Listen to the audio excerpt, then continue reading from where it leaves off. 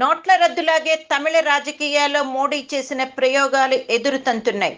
శశికళను లొంగదీయాలని ఒక మరబొమ్మగా పన్నీర్ సెల్వంను అలా సీఎం పోస్టులో పెట్టేసి కథ నడిపిద్దామని వేసిన ఎత్తుగడలన్నీ విఫలమవుతున్నాయి. చిన్నమ్మ అనబడే ఒక రాజకీయ మంత్రగత్తె మోడీ చేతబడులకు విజయవంతంగా విరుగుడు ప్రయోగిస్తున్నది. తొక్కే కొద్దీ పైకి లేస్తున్నది. ఈ నెల 12 లేక 18న ఆమె తమిళనాడు ముఖ్యమంత్రిగా ప్రమాణ స్వీకారం చేయడం ఖాయమని అన్నాడీఎంకే వర్గాలు కుండబద్దలు కొట్టేస్తున్నాయి. మరి సెల్వం పార్టీకి కోశాధికారిని చేస్తారట. ఒక మంత్రి పదవి కూడా ఉంటుందట. అయితే మరి గురువారమే ఆమె ప్రమాణ స్వీకారం ఉండకపోవచ్చని, ఆ సూచనలేమీ చెన్నైలో ఇంకా కనిపించడం లేదని, బహుశా ఈ నెల 3వ వారం లేదా చివరి వారంలో ఉండవచ్చని అంటున్నారు. నిజానికి పేరుకు పన్నీర్ సెల్వం సీఎం గాని అసలు సిసలు సీఎంగా ఇప్పటికే అందరూ శశికళని ట్రీట్ చేస్తున్నారు.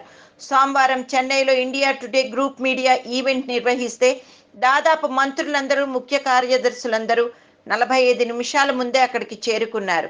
మరి దానికి శశికళ వస్తున్నది కదా. ఆ మీటింగుకు సీఎం హోదాలో సెల్వం హాజరైనా తన ఉనికిని కూడా ఆమె పట్టించుకోలేదు, లైట్ తీసుకుందని మీడియా వర్గాల విశ్లేషణ.